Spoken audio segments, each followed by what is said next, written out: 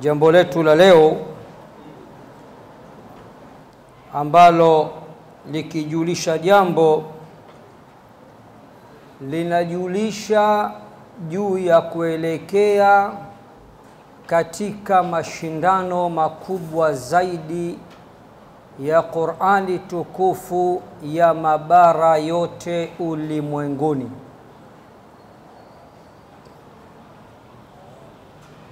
Lakini pamoja na wewe, naomba kutambua uwepo wa Sheikh Muhammad Khalifa Jum'a ambaye ni jaji, naibu jaji kiongozi. Lakini pia natambua uwepo wa Sheikh Abdullah ibn Jubair, imamu wa Jami'u Nur al-Hikma, ambaye ni katika majaji, ni Sheikh wa Kisudani huyo. Lakini pia natambua uwepo wa Sheikh Saidi Uthmani ambaye pia ni moja katika majaji, Sheikh Rajab Juma Ngota naye pia ni katika majaji, bila ya kuwasahau majaji waliotoa au waliokuwa wakisoma maswali. Sheikh letu Sheikh mtoto Abdurrahim Abu Bakar Mas'ud na Sheikh Hashim Abdul Qadir Al-Ahdal. Washiriki, maustadhi, waandishi wa habari, viongozi wa kamati kuu ya mashindano yetu, tumekutana hapa makao makuu kwa minajili ya kumsaka na kumtafuta mwakilishi wa Tanzania bara katika mashindano ya mabara yote ya ulimwenguni, ambapo leo tulikuwa tuna jumla ya washiriki 24. Watatu wameingia mitini, 21 ndio leo waliochuana vikali kabisa kutoka katika mikoa 7. Katika wale watatu walioingia mitini, wametoka katika mikoa mingine ikiwemo na Morogoro. Lakini leo wawakilishi ni kutoka Dar es Salaam, kutoka mkoa wa Pwani, kutoka mkoa wa Mtwara, kutoka mkoa wa Tanga, kutoka mkoa wa Dodoma, kutoka mkoa wa Iringa na kutoka katika mkoa wa Kagera. Nitumie fursa hii kuwashukuru na kuwapongeza kwa kipindi kifupi ambacho nilikuwa nikikaa nikiwasikiliza, ingawa nikitoka pia hapa nilikuwa nikiwafuatilia katika live zetu. Vijana mashaallah wamejitahidi sana na wengi ni wazuri. Tatizo Al-Hikma Foundation tunamtafuta mmoja tu katika hao wengi. Mheshimiwa Jaji Kiongozi, Al-Hikma Foundation haitabiriki na huwezi kuiotea. Utaona leo mabadiliko katika kuliendea jambo hili tofauti na miaka yote ya nyuma, kwa sababu wewe ndiye unakuaga Jaji Kiongozi takriban kwa muda katika michujo hii ya kutafuta mwakilishi wa Tanzania bara. Huko nyuma tulikuwa tuna maswali matatu tu. Baada ya kuona mtanange kule uwanja wa Mkapa unakuaga ni mkubwa na mashindano yanakuwa ni mashindano hasa, tukasema hapana, safari hii katika kumtafuta mwakilishi wa Tanzania bara ni lazima tubadilishe staili. Na tumeona katika vijana 21 hapo awali maswali yalikuwa ni matatu. 21 waliokwenda shule, toa 5, wanapatikana wangapi? 16 21 toa 5 16 16 nzima katika tasfia ya kwanza au mchujo wa kwanza wametoka, tukabaki na 5 watano bora. Katika watano bora tukawaongezea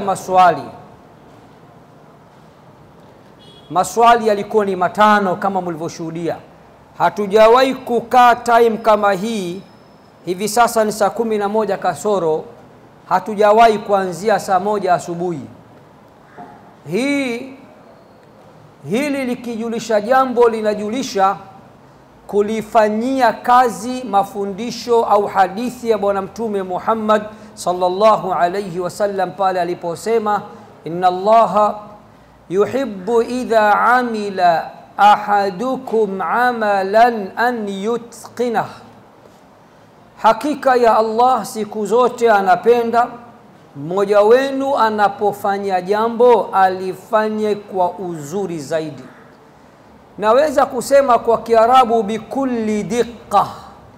Leo jambo hili limeweza kufanyika, na katika hao watano ambao kila mtu alikuwa na maswali 5, pia tulikuwa tunamtafuta mmoja. Kwa hiyo kwa lugha nyepesi ya mjini na mitaani isiyokuwa ya kidini, mziki leo ulikuwa ni mnene sana, lugha ya mitaani. Lakini lugha ya kidini, mchuano na mashindano leo yalikuwa ni makali sana. Mheshimiwa Jaji Kiongozi, kwa utaratibu wa Al-Hikma Foundation, kwa sababu moja ya wasifu ambao tunapenda mno kujipamba mbele ya aliyetuumba, akajiita ndani ya Qur'an Ar-Rahmanu allama al-Qur'an. Tunapenda sana kujipamba kwa sifa ya uadilifu. Nasema hili kwa sababu gani? Nasema hili kwa sababu hata mwakilishi wa taasisi huwa hatumfanyii mchujo wake kinyemela, tunamtumbukiza humu, na tukaweka polisi mwakilishi wa Al-Hikma ili aweze kubeba bendera ya Al-Hikma na kuipeperusha. Sharti lazima aingie katika 5 bora. Kama hakuingia katika 5 bora, Wahindi wa Zaramu wanasema kuchina hii, kaondoka na maji. Hatuangalii kwamba ili mradi mcheza kwao hutunzwa na sisi ndo waandaaji wa hili jambo, mshiriki wetu lazima ashiriki tu, ndio wenye jambo letu bana. Jambo sio letu, jambo ni la Allah, sisi ni wasimamizi tu. Kwa hivyo basi nitumie fursa hii Mheshimiwa Jaji Kiongozi, utakapokuja hapa kutusomea matokeo, utuambie pia katika washiriki hao 5 top 5, je, wa Al-Hikma alikuwemo? Kama alikuwemo, haijalishi alikuwa 5, haijalishi alikuwa 4, haijalishi alikuwa 3, haijalishi alikuwa 4 wa pili, akiingia katika top 5 ataiwakilisha taasisi bila ya tatizo lolote. Akitokea kuwa wa kwanza, sasa hapa ndo inabidi kanuni zipitiwe upya, kwa sababu atakuwa yeye ndo mwakilishi wa Tanzania bara na yeye ndo atakayekuwa mwakilishi wa taasisi. Hapo lazima tukae tungatane masikio lugha ya kibongo, tunongone, tuangalie mshiriki wa taasisi ndo wa kwanza katika 5 bora. Inakuwaje hapo? Na huyu amekwisha ingia katika 5 bora, alipaswa ashishike nafasi ya kwanza kikawaida, lakini kwa sababu sisi hatuwapangii majaji, na majaji nyinyi ni mashahidi. Majaji nyinyi ni mashahidi leo na kesho mbele ya Allah. Al-Hikma Foundation haijawahi kumshika sikio jaji yoyote ikamwambia huyu mpitishe, huyu usimpitishe. Tunaiogopa sana Qur'an, tunaiheshimu sana Qur'an, tunaipenda sana Qur'an na tunaijua Qur'an kiasi ambacho tumejaliwa. Hivyo basi mwakilishi wa Al-Hikma Foundation leo, ikiwa amepita katika 5 bora, utatuambia mwakilishi wa Tanzania bara ni nani na wa taasisi ni yupi. Kama hakuingia katika 5 bora, utatutangazia tu kwamba mwakilishi wa Tanzania bara ni yupi. Mwisho, inaweza ikawa sio kwa umuhimu sana, Al-Hikma Foundation, hawa vijana wetu hawa, pamoja na kwamba wanasomeshwa, wanapewa Qur'an, wanapewa ilmu, wanapewa fursa kushiriki katika mashindano, Allah akiwajalia pia wakashinda katika mashindano, taasisi yetu haimfatifati kwa lolote lile. Hatunaga sisi mpango wa pasuko pasu 50-50 kama wanavyofanya wengine. Tukikuruhusu kushiriki kwa kufata kanuni zetu, utakachokipata ni chako. Urudi hapa na taasisi uachie chake. Hiyo sio Al-Hikma, kaitafute huko nchi zingine huko. Kwa hiyo naomba mfahamu vijana wetu, kwa sababu nishaanza kusikia mnongono kwamba kuna watu watashiriki, wazazi wao wanauliza ukishinda inakuwaje? Taasisi inachukua ngapi? Taasisi haichukui na haijawahi kuchukua. Hilo nalikanusha hadharani wazi kabisa, na kama mwenyekiti napaswa kulifafanua muda wa kuwa watu wamekuwa na mashaka na hilo. Na kwa kumalizia, kwa nini leo muwe na wasiwasi wakati huko nyuma wenzenu wengi washashiriki? Mwaka jana mshiriki wa taasisi alikuwepo, mwaka juzi alikuwepo, mwaka gani alikuwepo, kila mwaka alikuwepo. Miongoni mwa washiriki wa taasisi, wanafunzi wa umudali, aliwahi kushiriki na akashinda. Huyu jaji huyu Abdurrahim huyu aliovaa kofia kama ya kwangu ya Kimalaysia. Hebu simama leo kajifananisha na mimi, au mimi nimejifananisha na yeye. Uliwahi kushiriki? Hujawahi kushiriki? Ulishinda? Ulikuwa wangapi? Wangapi? Watatu. Ulipata mpunga? Hujapata? Kiasi gani? Usione aibu, upigwe aini. Ushaitumia ishaisha hiyo milioni 10 hapa. Kuna kiongozi wa taasisi kanizunguka akakupiga kirungu. Useme hapa hapa. Nageuka Magufuli hapa hapa leo. Natumbua mtu. Asante sana.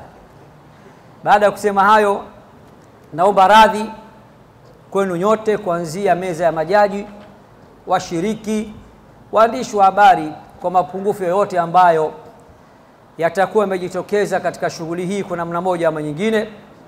Pengine hamjakirimiwa ipasavyo, pengine chai mliokunywa hapa haikuwa ile ambayo mmeizoea, haikwenda shule, pengine mpunga pia tuliokula pia inawezekana haikwenda shule.